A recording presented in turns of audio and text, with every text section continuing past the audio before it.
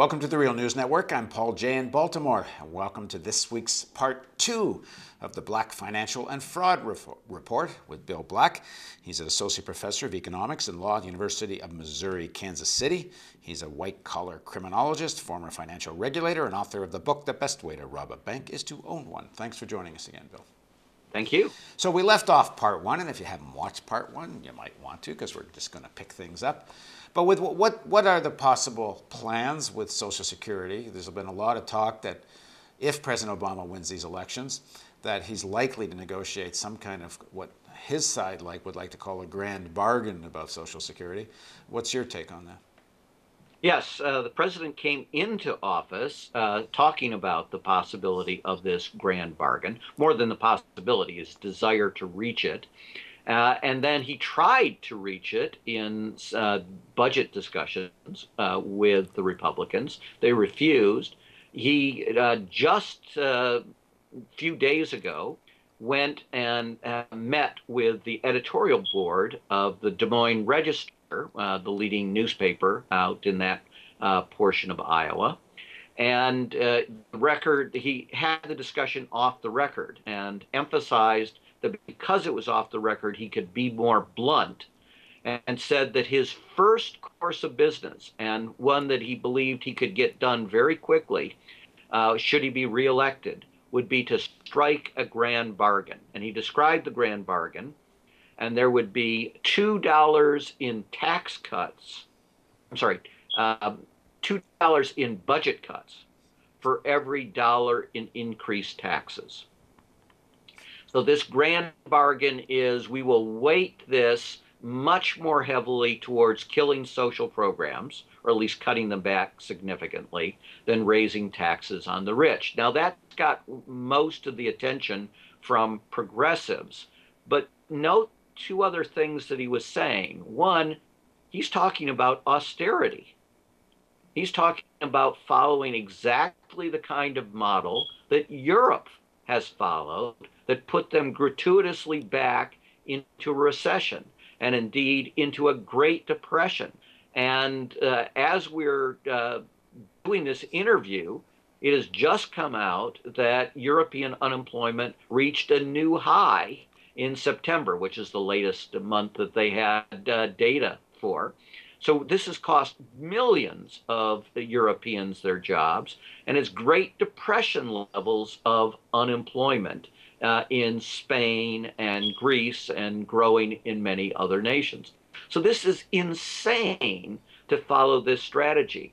But of course, one of the things that's happened during this election cycle is that Bill Clinton has been restored to glory within at least Democratic Party ranks as the great person who produced the balanced budget, and indeed budget surpluses. And they want to run politically on these things. And so they've essentially adopted Romney's critique that the deficits are immoral, and that they're a burden on our children and our grandchildren, and that the way to help our children and grandchildren is to unemploy their parents and throw millions of additional children and grandchildren into poverty. And if you buy that as the underlying assumption, then why not vote for Romney? Why not go for the guy who wants to go all the way, if that's what the problem is? Oh, well, I haven't gotten to all the way, because in addition to throwing you in unemployment, they want to cut long-term unemployment benefits, and they want to cut food stamps significantly. Now, when you're saying they, who's the they in this sentence? Well, the first they was Ryan. That's what the Ryan plan is all about. This is the vice presidential candidate of the Republican Party. But when you say that we're going to do $2 in budget cuts for every dollar in increased taxes, well, that is going to come out of social programs primarily. And that's President Obama. And that is correct. And the Republicans are going to insist on that. And that is what President Obama is putting on the table. And one should just mention, if people haven't heard it, after having that meeting with the newspaper in Iowa, I guess it was it Iowa? Iowa. Yeah, he didn't get their endorsement, right? No, they endorsed Romney, and they had previously endorsed him. So he sold his soul and got nothing, out Now, of the you've whole you've thing. you've written that if there is this grand bargain, and you've called it the grand betrayal, that it takes a Democrat to sell it. You said that only Nixon could go to China. Well, only a Democrat could really savage Social Security.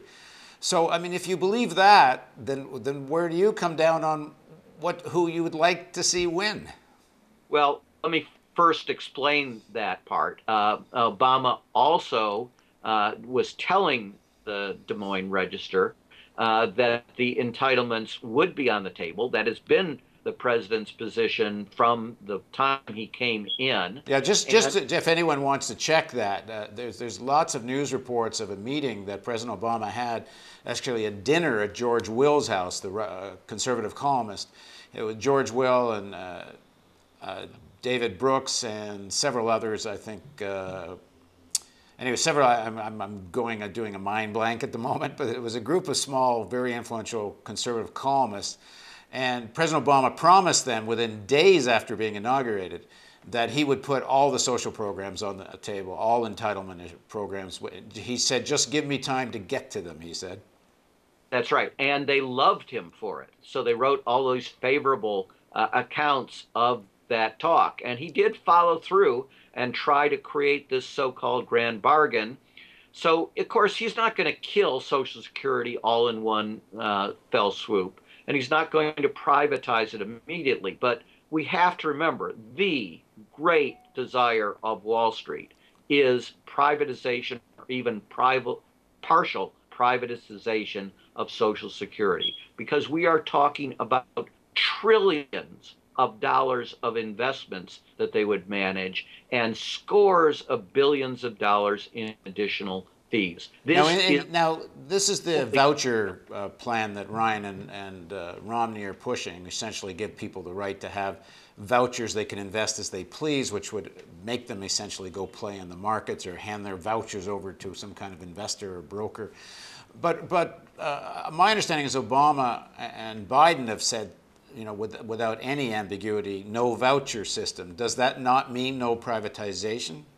that means no privatization initially. My point is the Republicans have learned that this is the third rail, right? If you as a Republican come forward and say, I want to gut Social Security, unless you're in an incredibly safe seat. And, they lost a seat that they had held for 120 years when one of their candidates did this. You really face destruction at the polls. So somebody has to, from the Democratic side, has to legitimize opening the door to taking whacks at Social Security. And that is precisely what Obama is proposing to do. And they are appealing to his vanity that you can be the great centrist, the great bipartisan person that achieved this grand bargain and saved the nation and such, which is, of course, complete nonsense in terms of the numbers. And it would actually, in conjunction with austerity, make everything worse by putting us in a gratuitous recession. Now, the irony is that CNBC, the media folks that worship Wall Street, of all things, tried to embarrass Paul Krugman, in a column by soliciting a statement from Bill Clinton that would endorse austerity. But the statement Clinton sent over says if we adopted austerity now, it would slow the economy, cut jobs, and increase the deficit.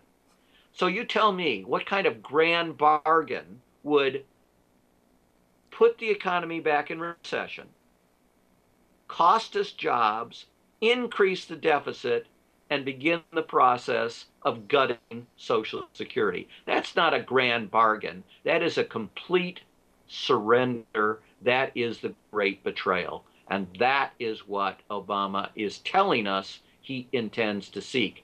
And he went on after the Des Moines Register, which, as I said, he did it in secret, to do this openly on Morning Joe with former Congressman Joe Scarborough.